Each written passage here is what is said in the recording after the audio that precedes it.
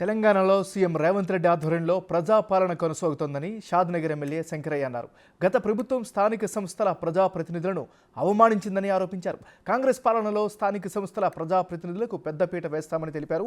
Mahabubnagar MLC ఉప ఎన్నికలో కాంగ్రెస్ అభ్యర్థి జీవన్ రెడ్డిని భారీ మెజారిటీతో గెలవడం ఖాయమని ఎమ్మెల్యే శంకరయ్య ధీమా వ్యక్తం చేశారు. మరిన్ని వివరాలు మా ప్రతినిధి రాంప్రసాద్ అందిస్తారు. తెలంగాణ రాష్ట్రంలో మహబూబ్నగర్ ఉప ఎన్నిక ఏదైతే ఉందో రేపు జరగబోతా ఉంది. ఎమ్మెల్సీ ఉప ఎన్నికకు సంబంధించి ఇప్పటికే కాంగ్రెస్ పార్టీ నుంచి అక్కడ మన్నెం జీవన్ రెడ్డి అయితే అక్కడ పోటీలో ఉన్నారు. దీనికి సంబంధించి మనతో మాట్లాడడానికి షాద్నగర్ శాసనసభ్యులు పల్లి శంకరయ్య ఉన్నారు. మరిన్ని వివరాలు తెలుసుకుందాం. అన్న నమస్తే. చెప్పండి, రేపు మహబూబ్నగర్ ఉప ఎన్నిక ఎమ్మెల్సీ ఉప ఎన్నిక జరగబోతా ఉంది. ఏ విధంగా ప్రజాప్రతినిధుల ఓట్లు అనేటి కాంగ్రెస్ పార్టీ దక్కించుకోబోతా ఉంది?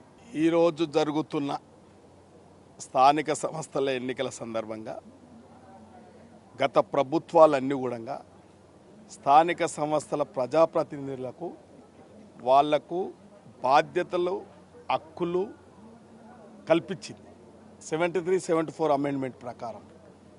గత ప్రభుత్వము 10 సంవత్సరాలు ఉన్న ప్రభుత్వం వాళ్ళను నిర్వీర్యం చేస్తూ అవమానపరుస్తూ వాళ్లకు ప్రజాప్రతినిధులు కూడా చూడలేకపోయింది. గత ప్రభుత్వం వాళ్ళకు నిధులు కూడా ఇవ్వలేకపోయినారు.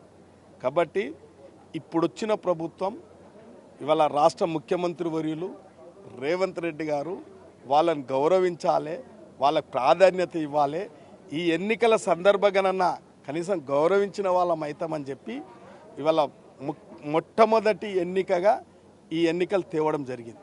వాళ్ళకి ఇలా గౌరవించడం జరుగుతూ ఉంది. కాబట్టి రాష్ట్ర ముఖ్యమంత్రి వర్యులు ఏం చెప్తా ఉన్నారంటే ఇవాళ వాళ్ళ స్థాయిలో వాళ్ళకు ప్రజాప్రతినిధులకు గుర్తించాలి, వాళ్ళకు నిధులు విధులు కల్పించాలని చెప్పి తాపత్రయపడే ఈ ఎన్నికలు తేవడం జరిగింది. కాబట్టి ఇవాళ జరుగుతున్న ఈ పెద్దల సభ ఎన్నికకు ఒక మంచి విద్యావేత్త, ఒక వ్యాపారవేత్త, ఒక విద్యావంతుడు, ఒక సమర్థుడు, సమాజ సేవకుని ఈ ఎన్నికల్లో నిలబెట్టడం జరిగింది కాంగ్రెస్ పార్టీ.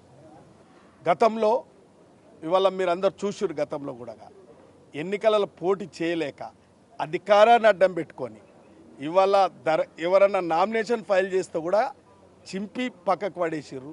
ఇలా విడ్రాల్ చేసిర్రు. ఒక మూర్ఖుడు, మా జిల్లా మంత్రి ఒక మూర్ఖుడు, ఒక ఏమంటాం షాడిస్టు అటువంటి కూడా స్థానిక సంస్థల ప్రజాప్రతినిధులను భంగపరిచి వాళ్ళను పోటీలో కూడా నిలబడకుండా చేసిన గత ప్రభుత్వానికి బుద్ధి రావాలని చెప్పి ఈరోజు ప్రజాస్వామ్యబద్ధంగా ఎన్నికలు జరుగుతూ ఉన్నాయి. ఇప్పుడు వాళ్ళ ఓటు హక్కును స్వయంగా వినియోగించుకుంటారు.